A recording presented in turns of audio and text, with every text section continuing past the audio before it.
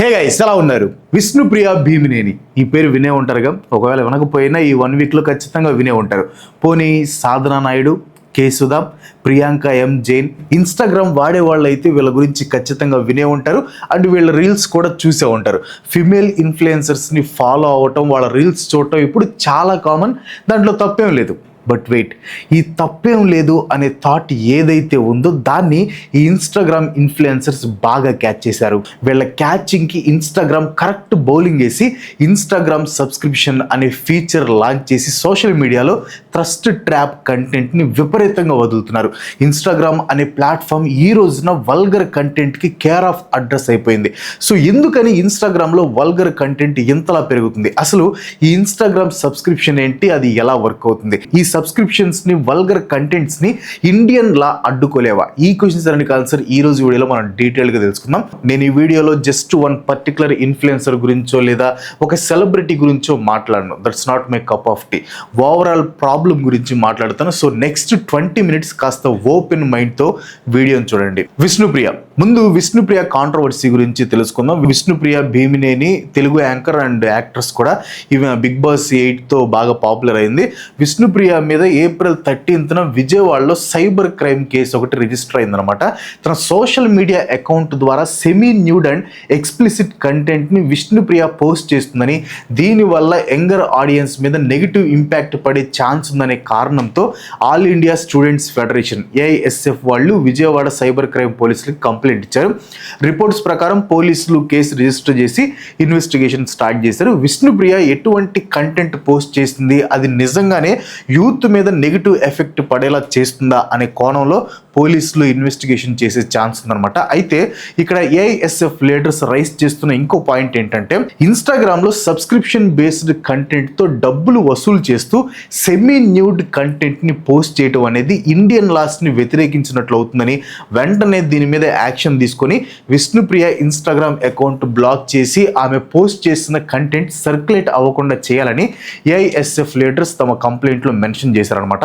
Subscription based content పేరుతో semi nude content post చేయడం as per లా లీగలా కాదా అనేది డిస్కస్ చేసే ముందు అసలు ఈ ఇన్స్టాగ్రామ్ సబ్స్క్రిప్షన్ బేస్డ్ కంటెంట్ గురించి డీటెయిల్గా తెలుసుకుందాం. ఈ ఇన్స్టాగ్రామ్ సబ్స్క్రిప్షన్ 2022 జనవరిలో US లో లాంచ్ అయిందనమాట. అది కూడా జస్ట్ కొంతమంది క్రియేటర్స్కి మాత్రమే. ఆ తర్వాత మెటా దీన్ని అన్ని కంట్రీస్లో లాంచ్ చేస్తూ వచ్చింది, ఇంక్లూడింగ్ ఇండియా. ఈ సబ్స్క్రిప్షన్ ఐడియా అనేది చాలా సింపుల్ అనమాట.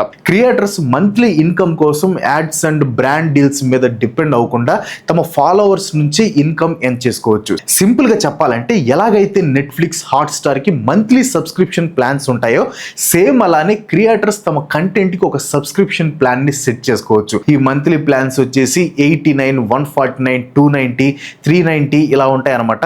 ఎంత సెట్ చేసుకోవాలి అనేది క్రియేటర్స్ ఇష్టం. సో ఇప్పుడు విష్ణుప్రియ ఉంది, తన సబ్స్క్రిప్షన్ వచ్చేసి 390 రూపీస్ అనుకుంటా, నేనేం తీసుకోలేదులేండి. సో ఆమె పెట్టే ఎక్స్క్లూజివ్ కంటెంట్ చూడాలనుకుంటే ఈ 390 రూపీస్ని పే చేయాలి. అఫ్ కోర్స్ అందరూ సబ్స్క్రిప్షన్ తీసుకోరు, జస్ట్ ఫాలో బట్టి రెగ్యులర్గా వచ్చే కంటెంట్ని చూస్తూ ఉంటారు. ఈ సబ్స్క్రిప్షన్ తీసుకునే వాళ్ళకి సపరేట్గా కంటెంట్ పోస్ట్ అవుతుంది, లైక్ స్టోరీస్, రీల్స్, పోస్ట్లు, లైవ్ స్ట్రీమ్లు ఇవన్నమాట. ఇవి నార్మల్ ఫాలోవర్స్కి లభించు, ఓన్లీ సబ్స్క్రైబర్స్కే. ఇంకా రెవెన్యూ విషయానికి వస్తే యాజ్ ఆఫ్ నౌ క్రియేటర్స్కి సబ్స్క్రిప్షన్ నుంచి వచ్చే రెవెన్యూలో ఎటువంటి షేర్ మెటా వాళ్ళు, అదే ఇన్స్టాగ్రామ్ వాళ్ళు తీసుకోవట్లేదు. అలా అని చెప్పి ఫుల్ అమౌంట్ వచ్చేస్తుందా అంటే నో. ఇప్పుడు సబ్స్క్రైబ్ అయ్యేది ఇన్స్టాగ్రామ్ యాప్ నుండి కాబట్టి Google and Apple share cut చేసుకుంటాయి. యాపిల్ అయితే 30% అండ్ గూగుల్ వచ్చేసి 15 to 30% మధ్యలో ఉంటుంది అనుకుంటా, నాకు కూడా కరెక్ట్గా ఐడియా లేదు. బట్ ఫుల్ అమౌంట్ అయితే క్రియేటర్స్కి రాదు. సో ఇది ఇన్స్టాగ్రామ్ సబ్స్క్రిప్షన్ గురించిన డీటెయిల్స్. ఈ కాంట్రవర్సీ స్టార్ట్ కాకముందు విష్ణుప్రియకి అరౌండ్ 1K సబ్స్క్రైబర్స్ ఉండేవాళ్ళు అనమాట. ఈ కాంట్రవర్సీ పుణ్యమాని ఫుల్ నెగిటివ్ పబ్లిసిటీ వచ్చి నేను వీడియో రికార్డ్ చేసే టైంకి 7600+ మంది సబ్స్క్రైబ్ అయ్యారు. అంటే 7490 into 390 అరౌండ్ 30 lakhs.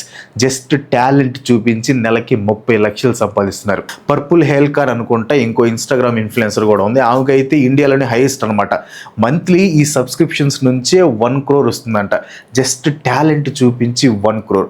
బట్ ఇప్పుడు ఆ అకౌంట్ బ్లాక్ అయిందిలేండి. కరువు బ్యాచ్, నాకు తెలిసి ఇన్స్టాగ్రామ్ సబ్స్క్రిప్షన్ గురించి ఇప్పటి వరకు తెలుసుకొని వాళ్ళు చాలా మంది ఉంటారు. లైక్ ఇప్పుడే మీరు ఫస్ట్ టైం వినుంటే అసలు డబ్బులు కట్టి ఇన్స్టాగ్రామ్ రీల్స్ ఎవరు చూస్తారు అనే క్వశ్చన్ మీకు వస్తుంది కదా.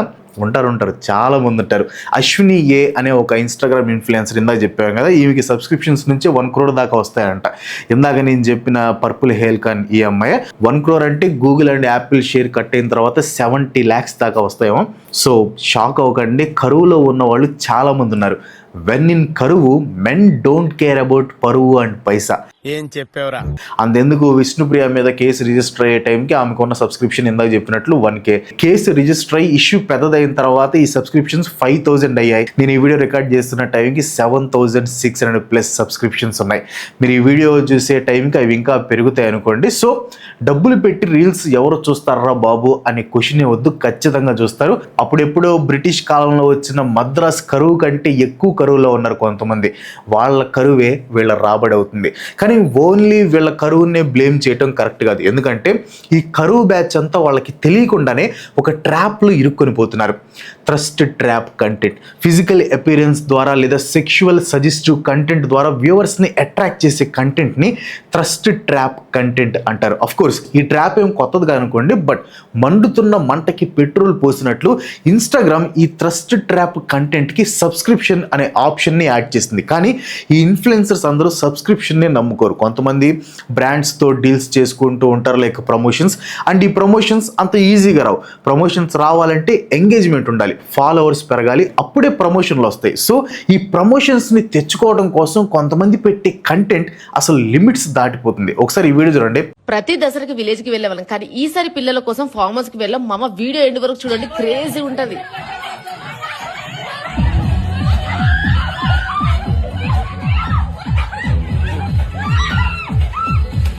వాడు ఎక్కడ పట్టుకున్నాడు చూసి నా మైండ్ బ్లాక్ అయిపోయింది. యాక్చువల్లీ వీళ్ళ కంటెంట్ చాలా ప్లే చేద్దాం అనుకున్నా కానీ మరీ రాతగా ఉండేసరికి ప్లే చేయలేకపోతున్నాం. ఒకప్పుడు ఏదైనా సినిమాలో అబ్జెక్షనబుల్ ఐటమ్ సాంగ్ వస్తే ఎక్కడ లేని గొడవ చేసేవాళ్ళు, కానీ ఇప్పుడు ఇన్స్టాగ్రామ్ ఓపెన్ చేస్తే చాలు ఐటమ్ సాంగ్స్ని మించిన వల్గారిటీ దర్శనమిస్తుంది. అసలు ఈ ఇన్స్టాగ్రామ్ ఇన్ఫ్లుయెన్సర్ రాత ఏ రేంజ్కి వెళ్ళిందంటే ఫ్యామిలీ రిలేషన్స్ను కూడా వీళ్ళు రాంగ్గా పోర్ట్రే చేస్తున్నారు, which is very dangerous for society. ఈ అకౌంట్ చూడండి, ఈమె సంతూర్ మామ్ అంట. సరే, సంతూర్ సోపు వాడి యంగ్గా ఉందేమో, మంచిదే. కానీ ఈమె తన కొడుకుతో చేసే కంటెంట్ చూస్తే బెత్తరపోయి బెళ్ళేసుకుంటారు. ऐसा लगता है कि आपको अपनी माँ से बहुत ज्यादा प्यार है। इस संसार में अगर सबसे सुंदर कोई है तो वो। कुछ लोग इंजीनियर होते हैं, कुछ ఇది కంటెంట్ చెప్పండి. ఇలాంటి కంటెంట్ చేసేవాళ్ళు తెలుగులో కూడా చాలా మంది ఉన్నారు. తవ్వితే వస్తూనే ఉంటారు, కానీ వాళ్ళ గురించి చెప్పి కూడా వేస్ట్. వీళ్ళు వ్యూస్ కోసం, ఎంగేజ్మెంట్ కోసం వాల్యూస్ను కూడా పక్కన పెట్టి రిలేషన్షిప్స్ లెక్క చేయకుండా వీడియోస్ చేస్తూ చూసే వాళ్ళలో డీపెస్ట్ వల్గర్ ఫ్యాంటసీస్ని ట్రిగ్గర్ చేయడానికి ట్రై చేస్తున్నారు. ఇలాంటి కంటెంట్ వల్ల మెల్లిమెల్లిగా రాబోయే జనరేషన్ వాళ్ళ ఐడెంటిటీ పూర్తిగా దెబ్బతింటుంది. వీళ్ళు వ్యూస్ కోసం చేసే ఈ థ్రస్ట్ ట్రాప్ రాబోయే జనరేషన్స్ని దెబ్బతీస్తాయి. ఇన్స్టాగ్రామ్, నార్మల్గా సోషల్ మీడియా ప్లాట్ఫామ్స్ ఏవైనా తీసుకోండి, వీటిల్లో కొన్ని గైడ్ లైన్స్ ఉంటాయి, లైక్ సమ్ రూల్స్ అనమాట. Child sexual exploitation, nudity, terrorism, graphic violence, side harassment, copyright violations లాంటి రిస్ట్రిక్టెడ్ కంటెంట్ని ఈ కమ్యూనిటీ గైడ్లైన్స్ని బేస్ చేసుకొని మానిటర్ చేస్తూ ఉంటారు. ఇంతకుముందు ఏంటంటే మాన్యువల్ మానిటరింగ్ ఉండేదన్నమాట, అంటే మనుషులే మానిటర్ చేసేవాళ్ళు. కానీ ఇప్పుడు ఏఐ సిస్టమ్స్తో మానిటర్ చేస్తూ అబ్జెక్షనబుల్ కంటెంట్ని రిమూవ్ చేస్తున్నారు. సో ఇన్స్టాగ్రామ్ కూడా ఇలా ఎక్స్పోజింగ్ కంటెంట్, సెమీ న్యూడ్ కంటెంట్ని రిమూవ్ చేయాలి కదా, కానీ చేయట్లేదు. ఇన్ఫ్యాక్ట్ ఇలాంటి కంటెంట్ని రిమూవ్ చేసే ఛాన్స్ ఉన్నా కానీ ఇన్స్టాగ్రామ్ ఏం పట్టనట్టుంటుంది. మీకు చిన్న రీసెర్చ్ గురించి చెప్తాను చూడండి. ఇన్స్టాగ్రామ్ డైరెక్ట్గా సెల్ఫ్ హార్మ్ కంటెంట్ని యాక్టివ్గా పుష్ చేస్తుంది అని ప్రూవ్ చేయడానికి డానిష్ రీసెర్చర్స్ ఒక ఎక్స్పెరిమెంట్ని కండక్ట్ చేశారనమాట. వీళ్ళు ఏం చేశారంటే ఇన్స్టాగ్రామ్లో ఒక సెల్ఫ్ హార్మ్ నెట్వర్క్ని క్రియేట్ చేశారు. ఈ సెల్ఫ్ హార్మ్లో కొన్ని అండర్ ఏజ్ ఫేక్ ప్రొఫైల్స్ని క్రియేట్ చేశారనమాట.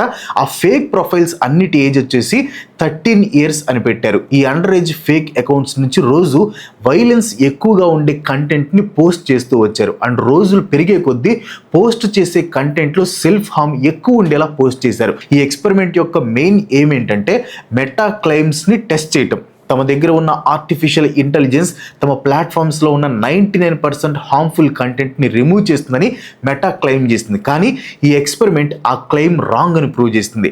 ఫేక్ అకౌంట్స్ నుంచి పోస్ట్ చేసిన హార్మ్ఫుల్ కంటెంట్ని రిమూవ్ చేయకపోగా ఆ అకౌంట్స్కి వేరే సెన్సిటివ్ కంటెంట్ ఉన్న అకౌంట్స్ని సజెస్ట్ చేసింది ఇన్స్టాగ్రామ్. అంటే అసలు హార్మ్ఫుల్ కంటెంట్ని రిమూవ్ చేయకుండా అంతే పెట్టి ఇంకా ఎక్కువ హార్మ్ఫుల్ కంటెంట్ని ఈ చూసే వాళ్ళకి చూపిస్తుంది అనమాట. తెలియక అడుగుతున్నాను, ఇదో బతుక చెప్పండి.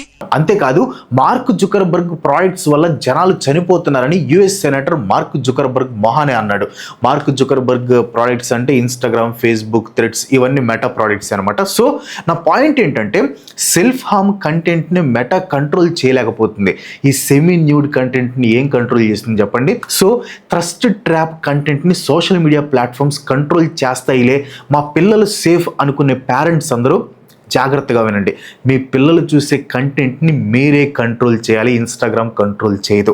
మంచి ఇన్ఫర్మేటివ్ కంటెంట్ని కన్జ్యూమ్ చేస్తూ నాలెడ్జ్ గెయిన్ చేసుకోవాలనుకుంటే వెంటనే మన ఛానల్ని సబ్స్క్రైబ్ చేసుకొని పక్కనే ఉన్న గంట సింబల్ని కూడా యాక్టివేట్ చేయండి. మా రీసెర్చ్ నచ్చితే ఒక లైక్ కొట్టి ఎంకరేజ్ చేయండి. బై ది వే ఇవి రెండు ఫ్రీ. The ratchet effect. కానీ మెటా ఏమంటుందంటే న్యూడిటీని, సెక్షువల్ యాక్టివిటీస్ని పుష్ చేసేలా తమ సోషల్ ప్లాట్ఫామ్స్లో కోడ్ని బిల్డ్ చేయలేదు అని అంటుంది. అంటే ఇన్ఫ్లుయెన్సర్స్ చేసే స్కిన్ షోని పుష్ చేయము అని మెటా అంటుంది. ఓకే, మెటా స్కిన్ షోని పుష్ చేయదు, ఒప్పుకుంటా. కానీ ఆల్గారిథంకి కావాల్సింది ఒక్కటే, ఎంగేజ్మెంట్. అండ్ ఆబ్వియస్గా సెక్షువల్ కంటెంట్కి ఎంగేజ్మెంట్ అనేది ఎక్కువ లభిస్తుంది. అండ్ ఎంగేజ్మెంట్ ఎక్కువ వచ్చిందంటే ఆల్గారిథంకి అది ఏ కంటెంట్ అయినా సంబంధం ఉండదు, జస్ట్ పుష్ చేస్తూనే ఉంటుంది అంతే. ఒకసారి తమ స్కిన్ షోస్కి ఎక్కువ ఎంగేజ్మెంట్, ఎక్కువ వ్యూస్, ఎక్కువ పుష్ వస్తుంది అని క్రియేటర్స్కి అర్థమైతే వాళ్ళు ఇంకా అదే పనిగా కంటెంట్ని క్రియేట్ చేస్తారు. అండ్ జనాలు అదే కంటెంట్ని చూస్తూ ఉంటారు. అండ్ ఆల్గారిథం అదే కంటెంట్ని పుష్ చేస్తుంది. ఇది ఒక సైకిల్ అనమాట. ఈ సైకిల్నే ది రాడ్చెట్ ఎఫెక్ట్ అంటారు. ఒకసారి ఇన్ఫ్లుయెన్సర్స్కి వ్యూస్ వచ్చాక వాళ్ళు నార్మల్ కంటెంట్కి తిరిగి వెళ్ళాలి అనుకున్న వెళ్ళలేరు. ఎందుకంటే నార్మల్ కంటెంట్కి ఎంగేజ్మెంట్ ఉండదు. ఎంగేజ్మెంట్ లేకపోతే ఆల్గారిథం పుష్ చేయదు. అండ్ ప్రెజెంట్ వచ్చే క్రియేటర్స్ అందరూ ప్రీవియస్ జనరేషన్ ఆఫ్ క్రియేటర్స్ కంటే బెస్ట్ అనిపించుకోవడం కోసం ఎక్స్ట్రీమ్ కంటెంట్ని సెలెక్ట్ చేసుకుంటున్నారు. గమనించండి, ఇప్పుడు ఉన్న వాళ్ళు క్రియేట్ చేసేది ఏదైనా ఎక్స్ట్రీమ్గా ఉంటుంది. Extreme comedy, extreme nudity, extreme cringe. ఇంకొంతమంది అయితే ఈ ఎక్స్ట్రీమ్ కాన్సెప్ట్ని మీట్ అవ్వడం కోసం డిస్గస్టింగ్ వీడియోస్ని అప్లోడ్ చేస్తూ ఉంటారు. అసలు వాళ్ళ గురించి మాట్లాడుకోవడం కూడా వేస్ట్ అనమాట. ఇక్కడ కాన్సెప్ట్ ఏంటంటే నార్మల్ కంటెంట్ని స్కిప్ చేస్తారు, అదే ఎక్స్ట్రీమ్ కంటెంట్ని పదే పదే చూస్తారు, షేర్ చేస్తారు, లైక్ కొడతారు. అండ్ అన్నిటికంటే ఎక్కువ షేర్స్ వచ్చేది ఎక్స్ట్రీమ్ న్యూడిటీ అండ్ సెక్షువాలిటీ కంటెంట్కే. కాబట్టి ఇన్ఫ్లుయెన్సర్స్ అందరూ ఎక్స్ట్రీమ్ న్యూడిటీని సెలెక్ట్ చేసుకుంటున్నారు. ఇంపాక్ట్. ఈ ప్రపంచంలో స్మార్ట్ ఫోన్స్ ఎక్కువగా యూసేజ్ చేసే కంట్రీస్లో ఇండియా సెకండ్ ప్లేస్లో ఉంది. అండ్ ఇండియాలో ఇంటర్నెట్ వాడుతున్న వాళ్ళ సంఖ్య ఎంతో తెలుసా? 96 కోట్లు. 2014లో 25 కోట్లు ఉండే ఇంటర్నెట్ యూజర్స్ ఈ రోజున 96 కోట్లు అయ్యారు. అండ్ ఈ 96 కోట్ల మందిలో 48 కోట్ల మంది ఇన్స్టాగ్రామ్ వాడుతున్నారు, 40 కోట్ల మంది ఫేస్బుక్ వాడుతున్నారు. అంటే present meta algorithms largest possible scale మీద రన్ అవుతున్నాయి. ఆ ఆల్గారిథమ్కి కావాల్సింది ఎంగేజ్మెంట్. అది ఏ కంటెంట్ అయినా పర్లేదు, ఎంగేజ్మెంట్ ముఖ్యం అంతే. ఈ ఆల్గారిథం వల్ల social media platforms just apps లా కాకుండా ఒక ఎన్విరాన్మెంట్గా మారిపోతున్నాయి. ముఖ్యంగా ఎంగేజ్ వాళ్ళకి. ఒక పిల్లాడి చూసే రీల్స్ కంటెంట్ ఆ పిల్లాడి క్యారెక్టర్ని షేప్ చేస్తున్నాయి. ఆల్గారిథం వాళ్ళ థింకింగ్ని మార్చేస్తుంది.